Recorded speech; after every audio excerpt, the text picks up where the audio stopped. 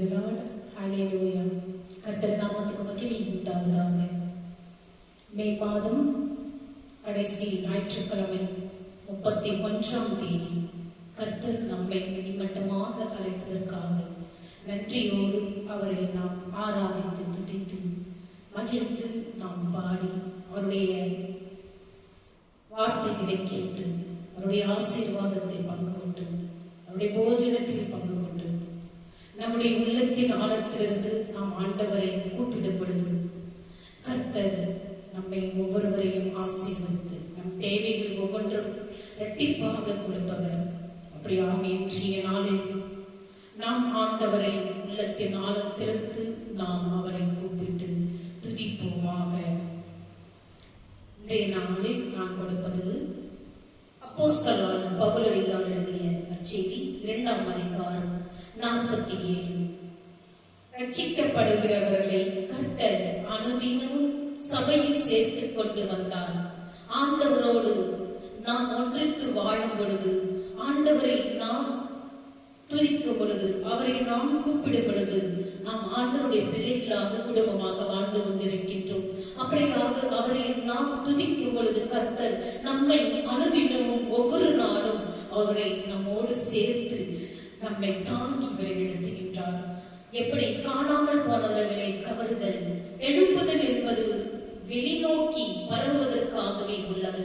விசுவாசிகள் ஆவிக்குரிய ரீதியில் ஆரோக்கியமாகவும் மகிழ்ச்சியாகவும் அன்பால் நிறைந்தவர்களாகவும் இருக்கும்போது, காணாமல் போனவர்கள் இயல்பாகவே அவர்களுக்குள் இருக்கும் கிறிஸ்துவின் ஒளியால் ஈர்க்கப்படுகிறார்கள். படித்து பாருங்கள். யோவான் நற்செய்தி 13ஆம் அதிகாரம் 35ஆம் வசனம், மத்தேயு நற்செய்தி 5ஆம் அதிகாரம் 16இல் வாசித்து பாருங்கள்.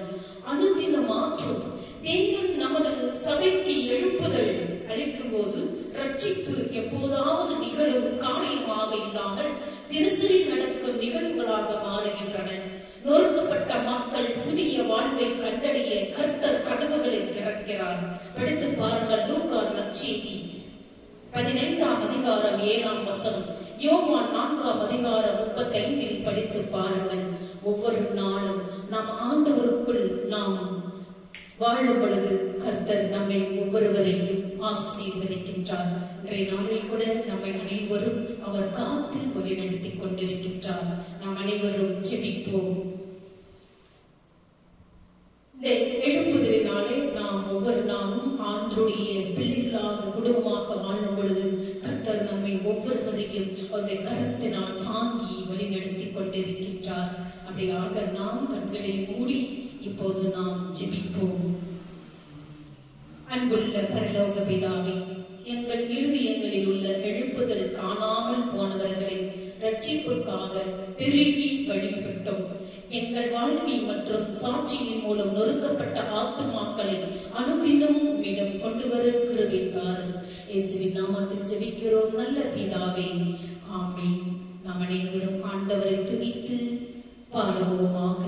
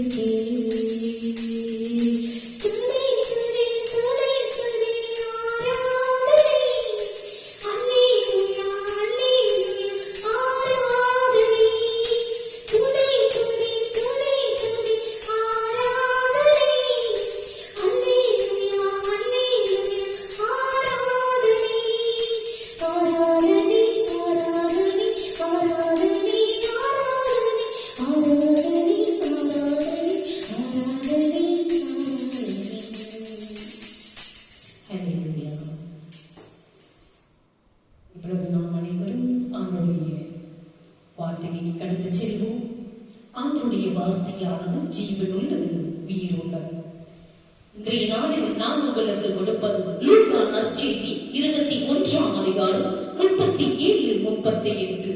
முடிவு காலத்திற்கு தயாராகுவது, தேவவார்த்தை மற்றும் ஊழியத்தின் மீது தாக்கமுள்ள இருதயம். ஜனங்கள் எல்லோரும் அவருடைய உபதேசத்தை கேட்கும்படி அதிகாலையிலே தேவாலயத்தில் அவரிடத்திற்கு வருவார்கள். லூக்கா நற்செய்தி 21:38 வசனத்தில் வாசித்து பாருங்கள். மக்கள் எல்லோரும் ஆண்டவருடைய வார்த்தைகளை கேட்பதற்காக அதிகாலையிலேயே ஆண்டவருடைய கூடாரத்திற்கு தேவாலயத்திற்கு வருவார்களாம். நாம் அப்படியாக ஆண்டவருடைய ஆலயத்திற்கு சென்று கொண்டிருக்கின்றோமா? சிந்தித்து பாருங்கள். இத்தியான பகுதி இயேசுவின் பாடுகளுக்கு முன் எருசலேமில் செய்த பொது ஊழியத்திற்கு ஒரு சுருக்கமான முடிவாக அமைகின்றது. எருசலேமுக்கு வெற்றி பவனியாக பிரவேசித்த நாளிலிருந்து 4 நாட்கள் எருசலேம் தேவாலயத்திலிருந்து வெளிப்படையாகவும் தொடர்ச்சியாகவும் போதித்தார் கர்த்தர். பிரசங்கம் பண்ணுவதில் அவர் ஒருபோதும் சோர்ந்து போவதில்லை. எதிர்ப்புகளுக்கு மத்தியிலும் பிரசங்கித்தார். சத்தியத்தை ஒளிவு மறைவின்றி வெளிப்படுத்தினார் கர்த்தர். அவருடைய உபதேசத்தை கேட்பதற்காக மக்கள் எல்லோரும் அதிகாலையிலே எழும் மக்களின் ஆர்வம் யூத மத தலைவர்களின் வளர்ந்து வரும் விரோத போக்கிற்கு முற்றிலும் முரணாக இருப்பதுடன் விசுவாசிகளிடையே உண்மையான போதனைக்கான ஆழ்ந்த தாகத்தை வெளிப்படுத்தியது. பகலில் இயேசு பகிரங்கமாக மக்களுக்கு போதித்து உண்மையையும் தெளிவையும் நம்பிக்கையும் அளித்தார். இரவில் இயேசு ஜெப தியானபூர்வமான தனிமைக்கு சென்றார். செயலுக்கும் வேதத்தியான ஜெபத்துக்கும் இடையிலான இணக்கத்தை வெளிப்படுத்தினார் கர்த்தர். ஜெபத்தில் அவருடைய பற்றுறுதியானது போதிப்பதில் அவருடைய தைரியத்தை தக்க வைத்து பாடுகளுக்கு அவரை ஆழ்த்தப்படுத்தியது. இயேசு யூத மத தலைவர்களால் நிராகரிக்கப்பட்டாலும் மக்களால் ஏற்றுக்கொள்ளப்பட்டார். மக்கள் கூட்டம் திறந்த மனதுடனும் எதிர்பார்ப்புடனும் அவரை அணுக அதிகாலையில் எழுந்து வருவது அவருடைய உள்ளான ஆயத்த நிலையை பிரதிபலிக்கின்றது. இயேசுவின் ஊழியப்படி ஒருபோதும் தோல்வியடையவே இல்லை. விசுவாசத்திலும் ஊழியத்திலும் உறுதியாக நிலைத்திருக்குமாறு இயேசுவின் முன்மாதிரி நமக்கு சவால் விடுகிறது. விசுவாசம் என்பது எளிமையாகவோ அல்லது வெற்றியாகவோ அளவிடப்படுவதில்லை. மாறாக கீழ்ப்படிதல் உள்ள நிலைத்தன்மையாலேயே அளவிடப்படுகிறது. ஜெபத்திற்கும் சத்தியத்தை போதிக்கும் ஊழியத்திற்கும் கவனம் செலுத்த ஒரு ஒருங்கிணைந்த ஈடுபாடும் அவசியம். தேவனுடைய வார்த்தை ஜெபத்துடன் நம்முடைய தனிப்பட்ட குடும்பம் மற்றும் சபை வாழ்க்கையில் எந்த அளவிற்கு பயன்பட்டு கட்டி எழுப்பப்படுகிறதோ அந்த அளவிற்கு தேவனுடைய மகிமை, அற்புதம், நெருக்கம் மற்றும் வல்லமை வெளிப்படும். ஜெபமும் வார்த்தையும் ஊழியமும் ஒன்றாக இணையும் ஒவ்வொரு முறையும் எழுப்புதல் நிகழ்கிறது. இதில் நற்செய்தியை பிரசங்கிப்பதும் அடங்கும். இவை மூன்றும், அதாவது ஜெபம், வேத வார்த்தை மற்றும் நற்செய்தி பகிர்வு ஆகியவை ஒன்றாக இணையும் போது அற்புதமான மற்றும் தெய்வீக காரியங்கள் நடக்க ஆரம்பிக்கின்றன. மனித வாழ்க்கையில் மாற்றப்படுகின்றது. இந்த முடிவு காலத்தில் ஜெபத்தின் மீதும் வேத வார்த்தையின் மீதும் ஊழிய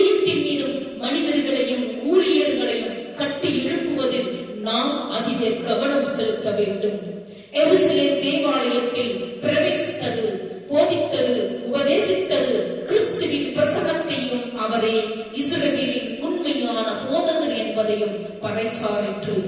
பெருகி வரும் பகைமை மற்றும் ஆபத்துகளுக்கு மத்தியிலும் இயேசு தமது ஊழிய பணியில் இருந்து பின்வாங்கவில்லை. சீரான நோக்கமுள்ள ஜெபத்தில் வேரூன்றி இருக்கும் போது மட்டுமே ஊழியத்தில் நிலைத்திருப்பது சாத்தியம் என்பது புலனாகிறது. விசுவாசிகளுக்கு தேவனுடைய வார்த்தையை பிரசங்கிப்பதிலும் பெற்றுக்கொள்வதிலும் விசுவாசத்துடன் நிலைத்திருப்பதன் முக்கியத்துவத்தை இவ்வசனங்கள் வலியுறுத்துகின்றன. நாம் அப்படியாக எந்த விதத்து ஆண்டவரோடு ஒன்றித்து வாழ்ந்து கொண்டிருக்கின்றோம்? நாம் ஆண்டவருடைய வார்த்தையை படிக்கும் பொழுது, ஆண்டவரோடு நாம் ஒன்றித்து வாழும் பொழுது கர்த்தர் நம் தேவைகளை சந்திப்பார். நம் பாவங்களை அவருடைய ரத்தத்தால் கழுவி சுத்தப்படுத்தி பரிசுத்தப்படுத்துபவர். ஆகியால் யோவான் நற்செய்தியை படித்து பாருங்கள் 14:14, என் நாமத்தினால் நீங்கள் எதை கேட்டாலும் அதை நான் உங்களுக்கு அளிப்பேன். என்னை நோக்கி கூப்பிடும் பொழுது உங்களுக்கு நான் இரட்டிப்பான காரியங்களை கொடுப்பேன் என்று கர்த்தர் சொல்லுகிறார். எத்தனை பேரில் நீங்கள் கூப்பிடுகிறீர்கள்? ஆண்டவரை உள்ளத்தின் ஆழத்திலிருந்து கூப்பிடும் பொழுது கர்த்தர் உங்களை ஒவ்வொருவரையும் ஆசீர்வதிப்பார். உங்கள் தேவைகளை இரட்டிப்பாக கொடுப்பார். ஆகியால் இனி ஒரு நாட்களில் நாம் ஆண்டவரை உள்ளத்தின் ஆழத்திலிருந்து கூப்பிடும் பொழுது கர்த்தர் நம் தேவைகளை சந்திப்பது மட்டுமல்ல, ஒவ்வொரு நாளும் ஒவ்வொரு நிமிடமும் கர்த்தர் நம்மை கண்ணோக்கி பார்த்து கொண்டிருக்கின்றார். இந்த உலகில் அவர் நமக்காக மீண்டும் வந்து கொண்டிருக்கின்றார்.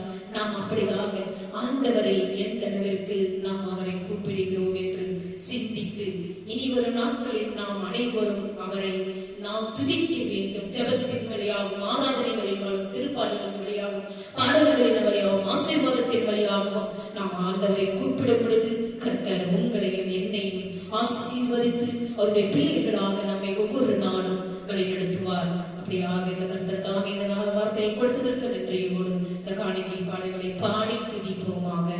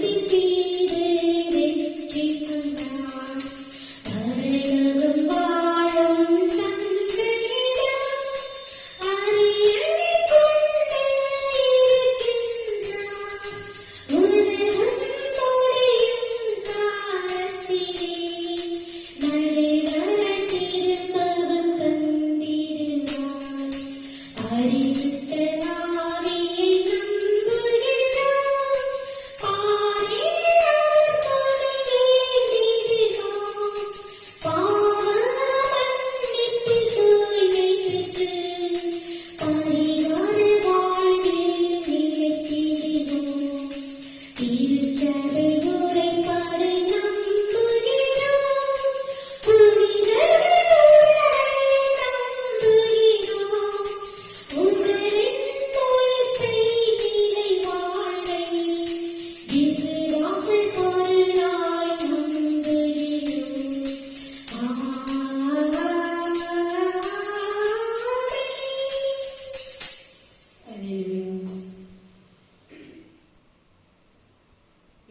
நாம் காணகி கடந்து செல்வோம்.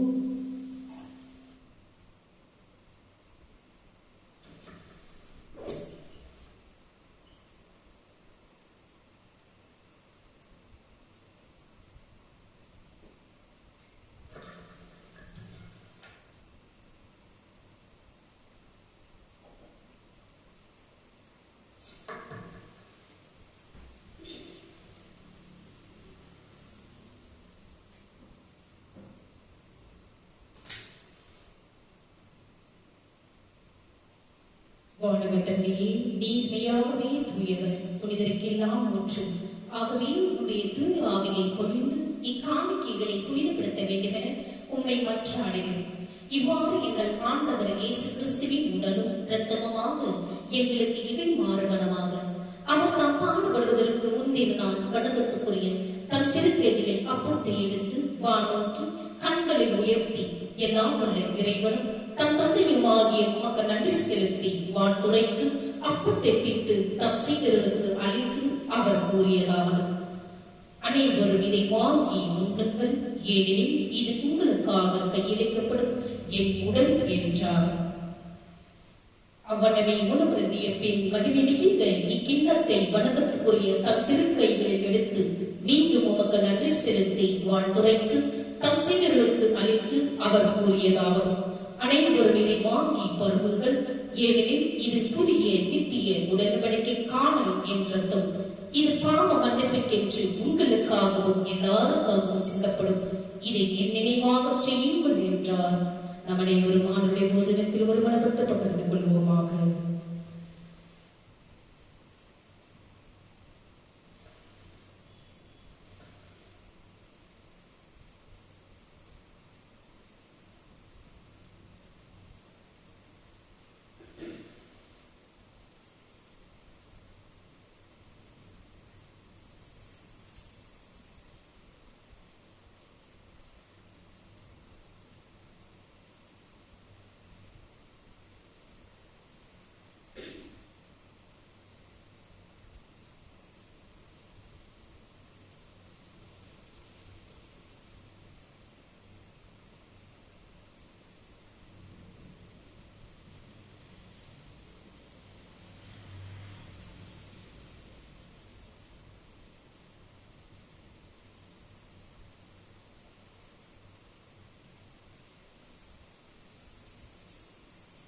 நீ செய்த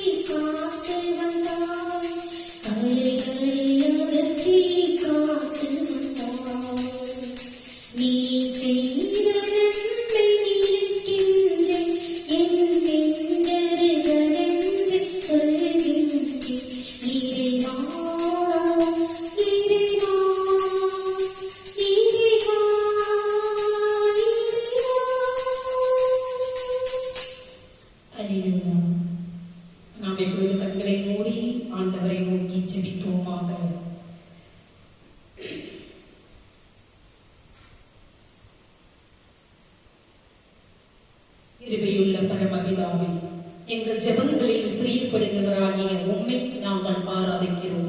நீரே ஜெபங்களுக்கு பதிலளிக்கும் தேவன். உமது வார்த்தையின் வற்றாத பொக்கிஷங்களுக்காக நாங்கள் உமக்கு நன்றி செலுத்துகிறோம். இயேசு பேசுவதை கேட்க மக்கள் கூட்டம் அதிகாலையில் கூடி வந்தது போல உமது வார்த்தையின் மீதுள்ள உமது ஆழ்ந்த தாகத்தை எங்களுக்குள் தூண்டுவீராக. எங்களுக்கு கவனமுள்ள மனதையும் ஏற்றுக்கொள்ளும் இருதயத்தையும் தாரும். ஒவ்வொரு நாளும் நீர் எங்களுக்கு சொல்ல போவதை கேட்க ஆவலோடு விழித்தல எங்களுக்கு உதவுவீராக. கவனமுள்ள இருதயங்களுடன் தினமும் உம்மை தேடவும், ஜெபத்தை உண்மை உள்ள ஊழியத்துடன் சமநிலைப்படுத்தவும் எங்களுக்கு கற்றுக் கொடும். உமது ஞானத்தாலும் பொறுமையினாலும் அன்பினாலும் எங்களை ஆயத்தப்படுத்தும். எங்கள் ஊழியங்கள் உமது பண்பின் உண்மையான பிரதிபலிப்பாகவும் உமது நாமத்திற்கு மகிமையை கொண்டு வருவதாகவும் அமையும்படியாக உமது ராஜ்யத்திற்கு எங்களை சிறந்த கருவிகளாக மாற்றும். ஆவிக்குரிய காரியங்களிலும் குடும்ப காரியங்களிலும் உமது அழைப்பிற்கு தகுதி உள்ளவர்களாக நடக்க எங்களுக்கு உதவி செய்யும். கர்த்தாவே, நீர் எங்களை பாதுகாப்பாக மறுக்கரைக்கு அழைத்துச் செல்வீர் என்று நாங்கள் உம்மை நம்புகிறோம். எங்கள் ஆண்டவராக இயேசு கிறிஸ்துவின் ஜெயமுள்ள நாமத்தில் பிதாவே, ஆமென். என் ஆத்துமாவே கர்த்தரை ஸ்தோத்திரி, என் முழு உள்ளமே அவருடைய பரிசுத்த நாமத்தை ஸ்தோத்திரி. என் ஆத்துமாவே கர்த்தரை ஸ்தோத்திரி, அவர் செய்த சகல உபகாரங்களையும் மறவாதே. நம் தலைவணங்கி கண்களை கூடிய ஆண்டவருடைய ஆசீர்வாதத்தை பெற்றுக் கொள்வோமாக. நம்முடைய ஆண்டவராக இயேசு கிறிஸ்துவின் கிருபையும் பிதாவுடைய அன்பும் பரிசுத்த ஆவியுடைய அன்யோன்யம் ஐக்கியமும் நம்மோடும் நம்முடைய குடும்பத்தோடும் யாரெல்லாம் இந்த யூடியூப் சேனலை பார்த்துக் கொண்டிருக்கின்றார்களோ ஆண்டவருடைய வெளிச்சமானது உங்கள் மேலும் உங்கள் குடும்பத்தின் மேலும் பிரகாசமடையத்தக்கதாகவும்